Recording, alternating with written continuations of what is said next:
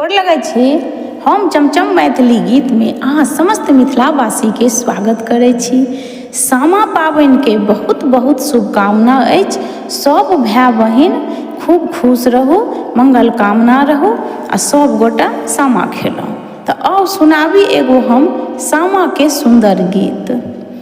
गे